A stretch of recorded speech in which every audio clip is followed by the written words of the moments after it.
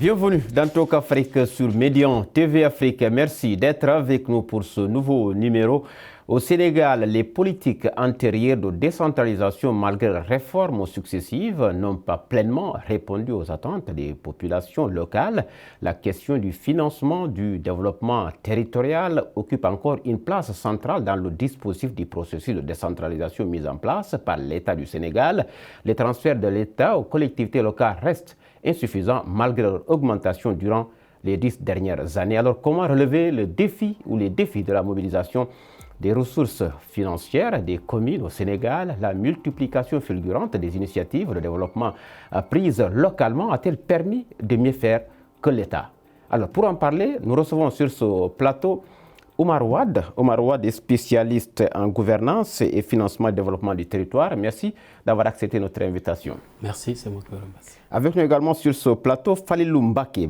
Falilou Mbaké Sissé, c'est le directeur des programmes de l'Institut africain de gouvernance, l'Institut africain de gouvernance IAG. Merci d'avoir accepté notre invitation. Merci à vous. Alors, Oumar Wade, la décentralisation au Sénégal, on le disait à l'entame de cette émission, elle a connu, elle est un processus, elle a connu, donc, elle est un processus mouvementé, elle a connu des temps forts et des périodes assez difficiles. Au lendemain de son élection, Macky Sall, le président, a apporté une loi qui a pour but d'organiser le Sénégal en territoire viable, compétitif et porteur de développement durable. Alors, la question que j'ai envie de vous poser, plus de 6 ans après son entrée en vigueur, qu'en est-il exactement? Merci déjà de l'invitation. Cette réforme, pour rappel, a été entamée en 2013 et en décembre 2013, l'Assemblée nationale a voté une loi portant Code général des collectivités locales. Et ceci devait consacrer ce qu'on a appelé la première phase de la réforme de l'acte 3 de la décentralisation. Mais force est de constater que cette première phase de la réforme n'était pas véritablement, n'allait pas au fond des choses, parce que c'était juste, cette première phase consistait à préparer des élections locales, et que pour préparer ces élections locales, il fallait donner une assise territoriale à ces élections. Et donc, c'était une loi qui, justement, mettait en place les territoires dans lesquels les élections locales devaient se faire. Et il y avait quelques mesures quand même qui semblaient être des mesures, j'allais dire, des mesures urgentes à mettre en œuvre, puisque peut-être faisant l'objet, selon les politiques... Quelles mesures, par exemple?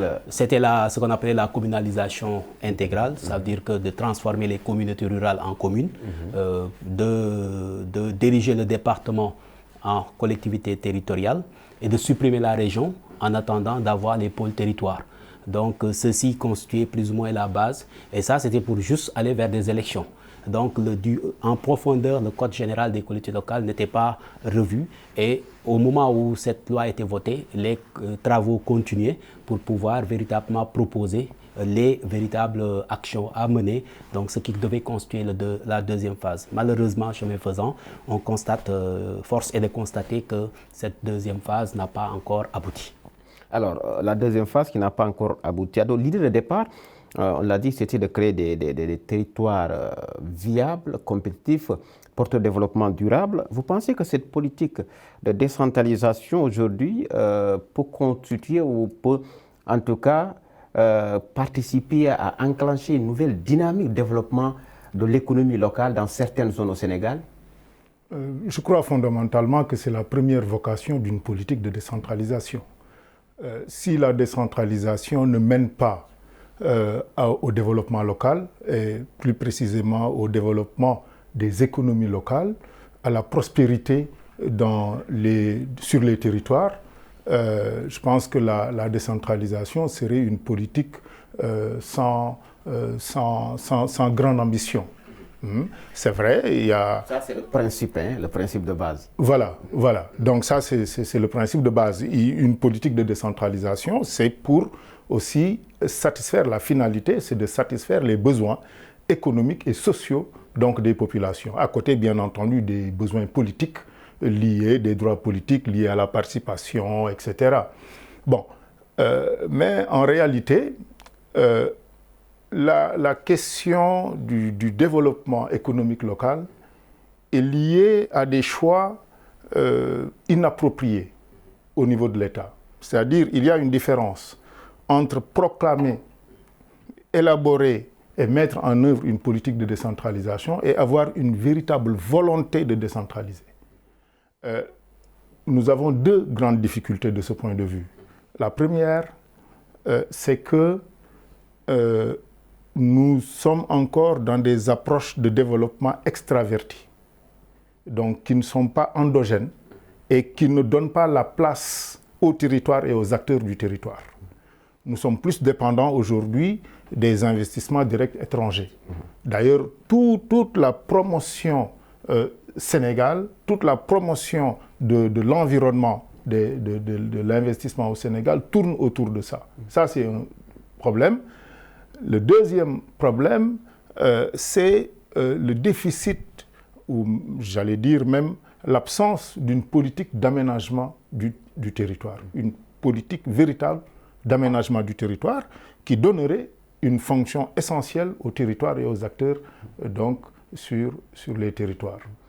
Alors, chemin faisant, Omar Ouad, c'est vrai que la question, on l'a dit à l'entame de cette émission, il a parlé donc des investissements directs étrangers, des économies extraverties. Alors, on l'a dit à l'entame de cette émission, la question du financement, du développement territorial alimente encore les débats parce qu'on ne peut pas impulser, comme on l'a dit, ou amorcer une dynamique de développement sans pour autant assurer cette étape fondamentale à tout processus de développement, puisqu'on parle des territoires viables, compétitifs et porteurs de développement durable. Comment asseoir des mécanismes ou une stratégie visant à redynamiser l'économie locale, compte tenu des investissements directs étrangers? Mais justement, je crois que tout peuple et tout territoire doit d'abord compter sur ses propres forces. Pour pouvoir compter sur ses propres forces, c'est comme au niveau individuel, il faut d'abord avoir confiance en soi. Il faut aussi se connaître. Ça veut dire qu'il nous faut d'abord aller connaître nos économies locales, nos potentialités. Et il n'y a pas de territoire qui n'a pas de potentialité. Ça, c'est notre principe de départ. Tout territoire, toute portion du territoire national dispose de ressources, de potentialités. Maintenant, ces potentialités diffèrent en fonction des zones. La côte n'a pas les mêmes potentialités qu'à l'intérieur du pays, si je peux prendre Tambacounda ou Saint-Louis ou la Casamance. Donc, partant de ces potentialités locales, nous devons aller vers ce qu'on appelle une appropriation de ces potentialités pour en faire des ressources. Parce qu'elles n'est ressources que si on est conscient que ces potentialités doivent permettre maintenant d'être valorisées. Donc, si on a une option de valorisation de ces ressources, c'est à ce moment qu'on peut réellement parler de potentialité. Sinon, on est juste dans des déclarations potentielles, on est riche. Mais c'est de pouvoir d'abord prendre conscience et se dire quelle est la valorisation. Donc, si on valorisait toutes nos potentialités, parce qu'il n'y a pas de territoire pauvre, parce qu'on a même tendance à dire que même dans le désert, ça se vend, parce qu'il y en a qui recherchent de l'exotisme. Donc, nous avons un territoire national qui a des potentialités. Si nous voulons justement ne pas dépendre des investissements directs étrangers, nous devons valoriser ces ressources. Et justement, notre politique de développement, en matière de développement, n'est pas basée sur la connaissance de ces territoires, de ces potentialités pour les transformer en ressources et de pouvoir articuler, avoir une stratégie pour pouvoir développer et valoriser l'ensemble des trucs. C'est une politique souvent qui est considérée comme une politique macro, qui part du général, qui dégage des politiques, une politique générale, mais qui est transformée, qui est déclinée en politique sectorielle. Et ces politiques sectorielles sont souvent des politiques qui quittent le haut pour aller vers le bas, sans une prise en compte de ces potentialités. Maintenant, si on devait prendre, c'est normal que si on est dans un État, il doit y avoir une stratégie globale, mais ces stratégies globales doivent être soutenues par des spécificités régionales. Donc, chaque territoire ayant ses spécificités, la question et la problématique, ce sera d'arriver à valoriser ces potentiels. Et pour cela, il faut une stratégie locale, il faut mobiliser les ressources, les énergies au niveau local, il faut les manager, il faut les mettre en œuvre pour pouvoir arriver à des politiques locales. Et pour cela, il faut donner du pouvoir au local. Il faut donner du pouvoir au local. Il a parlé de potentialités. Comment valoriser ces potentialités et quelle devait être la posture de l'État dans le cadre visant à accompagner ces communes de plein exercice? Il faut se rendre compte d'un fait, c'est-à-dire que l'État est encore tout dans nos pays, même dans des États dits décentralisés comme le Sénégal. L'État a l'essentiel des ressources publiques, qu'il s'agisse des ressources financières, qu'il s'agisse des ressources humaines, qu'il s'agisse des ressources matérielles, etc. Donc, il y a une contradiction à impulser des politiques de décentralisation par un État qui lui-même se fortifie et devient quasiment omniprésent. Un État qui n'a pas toujours confiance dans les collectivités territoriales. Prenons l'exemple du Sénégal. Avec l'acte 3, on va vers la territorialisation des politiques publiques, une autre approche de développement. Okay? Mais en même temps, on a des programmes d'urgence, Promoville, PUDC. Donc, c'est des programmes qui se déroulent sur les territoires locaux pour renforcer les territoires locaux, mais qui paradoxalement échappent à la maîtrise des collectivités territoriales et des acteurs locaux. C'est des programmes qui sont inspirés, pilotés depuis le niveau central avec l'appui de partenaires. C'était une belle opportunité, là, d'entrer dans une phase d'apprentissage, de responsabilisation progressive des collectivités territoriales dans les stratégies et les activités, les actions de développement territorial. On a raté le coche, malheureusement. Donc, ensuite, les collectivités territoriales elles-mêmes. C'est vrai, on se demande parfois, est-ce qu'elles ont une véritable approche économique de leur territoire? On a comme l'impression qu'elles ne s'intéressent aux économies locales que par rapport à leur capacité contributive, c'est-à-dire par rapport à leur capacité à alimenter les budgets locaux en impôts et taxes. Or, il faut plus que ça. Il faut que, comme disait Omar, qu'on puisse valoriser les ressources en dormance sur les territoires. Il faut qu'on puisse trouver les bonnes stratégies pour que les acteurs économiques puissent non seulement avoir une conscience territoriale, mais puissent être dans un environnement qui leur permet de créer des richesses, qui leur permet de créer des emplois et donc de combattre la pauvreté, surtout dans le milieu rural. À vous entendre parler, c'est vrai que cette question de valorisation des potentialités dans ces communes nécessite au préalable la formation du personnel, puisqu'on sait que dans les mairies, comme ça se passe, il y a un personnel et la plupart du budget est affecté au financement du personnel. Comment articuler tout cela pour qu'elle prenne forme? Vous avez parfaitement raison, parce que j'ai tendance à expliquer souvent à des audiences que le chef de l'État, au niveau national, quand on l'a élu, il a une vision. Et quand on l'élit, il met en place tout un dispositif, j'allais dire des collaborateurs, c'est des ministres, et il a un ministre en charge de l'économie.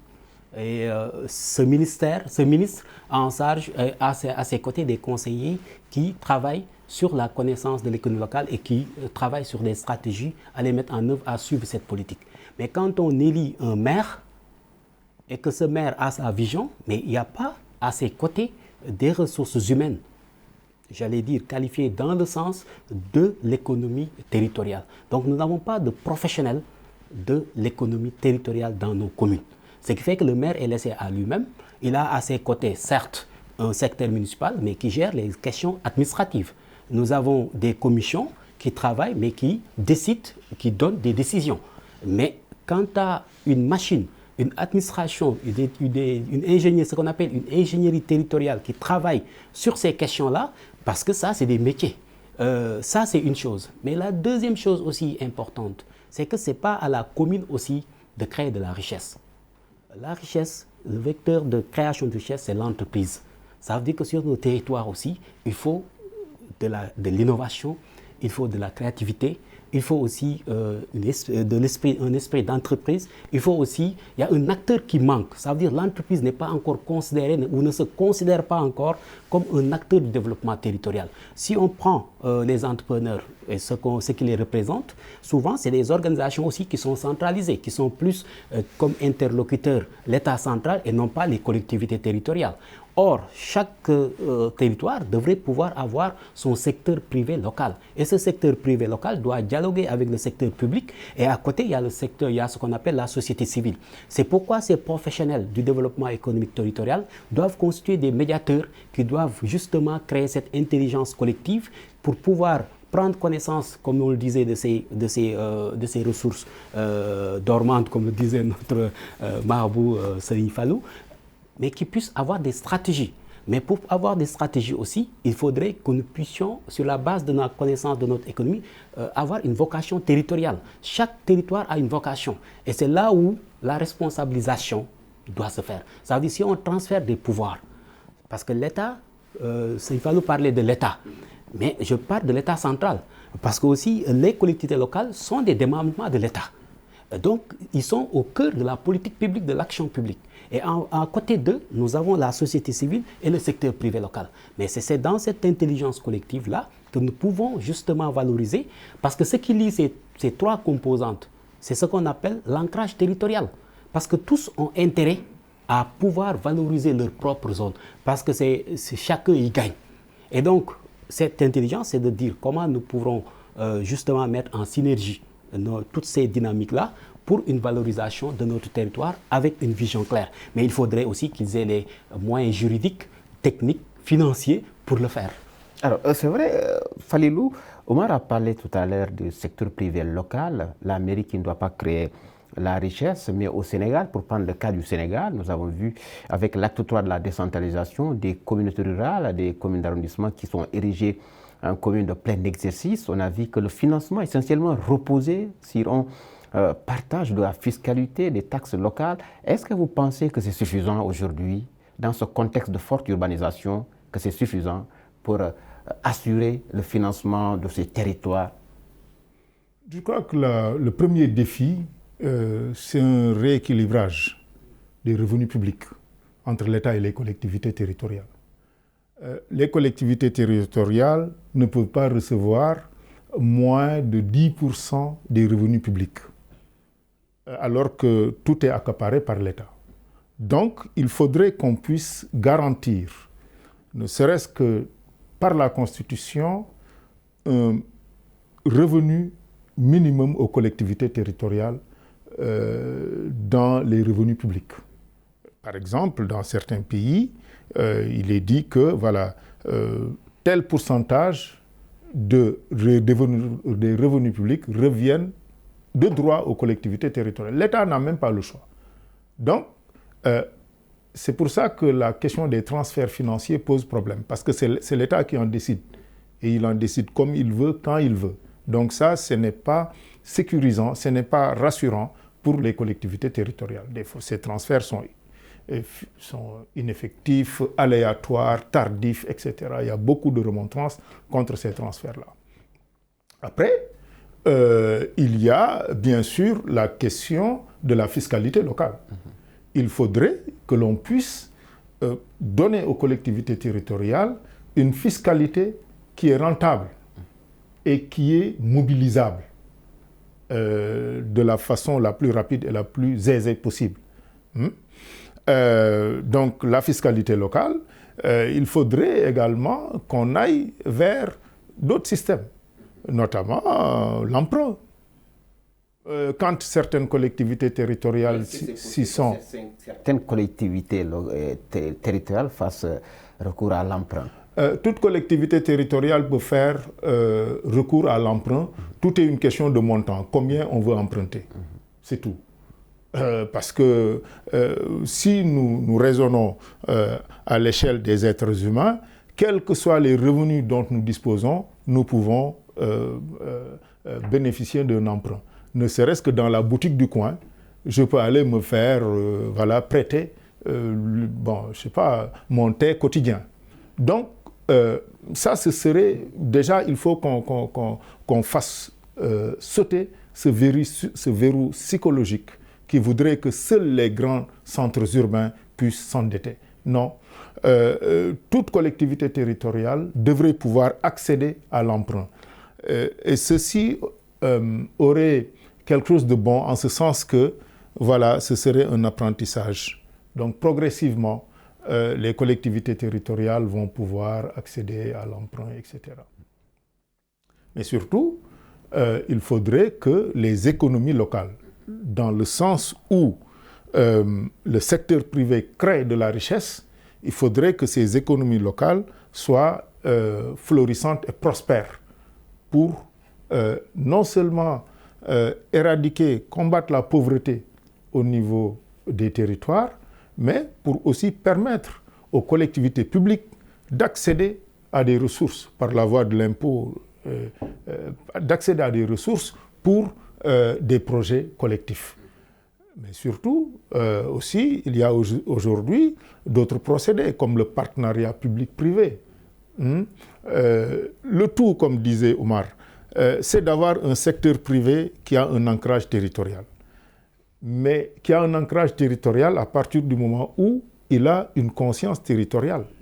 C'est dire, je ne suis pas là pour faire du business, simplement du business, mais j'appartiens à ce territoire, je fais partie des acteurs du territoire, je dois contribuer à la prospérité du territoire, lutter contre la pauvreté, créer des emplois, créer de la richesse, voilà, et pas penser simplement à rapatrier ses bénéfices ou à se délocaliser vers des territoires beaucoup plus favorables quand l'opportunité se présente. Alors toujours dans ce chapitre de création de richesse des mairies, on en parle, mais de notre côté, il y a ce qu'on appelle le défi de l'industrialisation dans ces communes. Comment redynamiser ou arriver à relever ce défi dans certaines communes? Justement, je crois que c'est toujours, je suis dans le même raisonnement. Ça veut dire que si on connaît, on comprend et on a maîtrise de nos ressources, on sait ce qu'on veut en faire et nous parvenons à réunir les composantes, les forces vives du territoire autour de ces enjeux. Justement, comment il faudrait faire, c'est, à mon avis, c'est comme ça qu'on peut avoir une industrie naissante, parce qu'il s'agit après de pouvoir créer de la richesse, c'est une chose, mais il faut aussi ce qu'on appelle capter la richesse sur le territoire. Et à ce moment, ça veut dire que c'est la transformation, ça veut dire qu'on commence à maîtriser la transformation, à transformer d'abord sur place nos ressources. Et c'est ce qu'on ne fait pas. Et c'est pour moi, c'est comme ça le début d'une industrialisation qui est une industrialisation maîtrisée, qui est orientée vers la transformation, la création et la captation de ressources. Parce que qu'est-ce qui se passe? Aujourd'hui, par exemple, si je prends des cas de l'anacarde est cultivé chez nous, c'est comme aussi le bissap, mais l'anacarde c'est transporté par les Indiens qui le transforment, qui créent de la richesse et qui le vendent à l'Europe. Et entre les deux, vous avez un écart en fait des marges. Qu'est-ce qu'on a sur le marge? Nous n'avons même pas 1% de cette marge. Ça veut dire que donc l'enjeu c'est de pouvoir créer ces marges et d'avoir le plus possible. On ne dit pas que les autres ne doivent pas avoir parce qu'on n'a pas toutes les compétences. Mais nous devons faire de telle sorte que toutes nos richesses ou l'essentiel de nos richesses puissent être valorisées sur le territoire et c'est comme ça qu'on crée de la richesse. Et aussi, on me dira que qu'est-ce qui manque? Le financement, parce qu'on a tendance à nous dire non, c'est parce qu'on a de financement. Donc je dis non, le financement ne vient pas avant. Qu'est-ce qui vient avant? C'est d'avoir déjà des systèmes d'exploitation qui génèrent de revenus. Parce que dès lors qu'on a des revenus, qu'est-ce qui reste? Que ça soit la commune, que ça soit une personne, comme l'a dit Fanoulou, c'est la première condition, c'est d'avoir des ressources. Mais la deuxième, c'est quoi? C'est d'avoir un profil risque. Ça veut dire quel est le profil risque de nos collectivités territoriales. Aujourd'hui, on doit aller vers la notation de ces collectivités territoriales. Les apprendre à pouvoir générer, parce que ces collectivités locales génèrent des revenus. Mais ces revenus ne sont pas connus ni prévisibles. Or, un investisseur a besoin d'avoir une prévisibilité. Si je dois emprunter aussi, je dois dire est-ce que je serai en mesure de rembourser. Mais aussi, il y a un troisième élément qui est une condition sine qua non pour pouvoir aussi emprunter. C'est ce qu'on appelle avoir des projets aussi viables. Ça veut dire que moi, j'ai des revenus, j'ai un profil risque, je suis donc bancable comme on dit, mais est-ce que j'ai un projet? Donc les territoires doivent porter des projets viables qui génèrent et qui puissent assurer ce qu'on appelle un retour sur investissement. D'abord pour eux, mais aussi pour les investisseurs.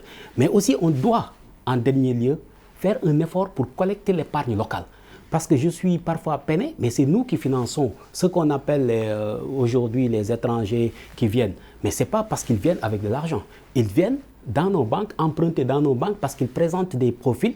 Et c'est avec nos épargnes qu'ils financent des entreprises et nous utilisent et rapatrient leurs bénéfices. Donc aujourd'hui, c'est comment canaliser l'épargne locale qui est parmi les niveaux les plus faibles au monde et les réinjecter dans nos territoires afin de créer de la richesse et régler cette question du financement. Très rapidement, en quelques secondes, parce que nous sommes arrivés au terme de cette émission, vous en pensez quoi par rapport à l'industrialisation et tout ce que Oumar Wade a développé comme mesure d'accompagnement ou autre?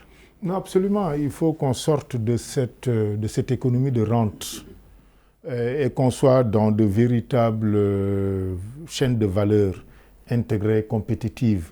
Et je pense que le premier défi, vu la structure de notre économie, c'est de connecter l'agriculture à l'industrie. Je pense que ça, c'est fondamental pour que les territoires puissent faire prospérer leur économie. Merci donc Falilou Mbaké Cissé, merci à Oumar Wade, merci également à vous d'avoir été nos invités pour ce numéro de Talk Afrique. Falilou Cissé, je rappelle, il est le directeur des programmes de l'Institut africain de gouvernance. Oumar Wade également est spécialiste en gouvernance et financement du développement territorial. Merci messieurs donc d'être venus sur ce plateau de Média TV Afrique. Merci également à vous d'avoir été des nôtres. Grand merci aux équipes techniques et rédactionnelles. Cette émission, vous la retrouver sur notre site internet de Média TV Afrique. Rendez-vous pris pour le prochain numéro.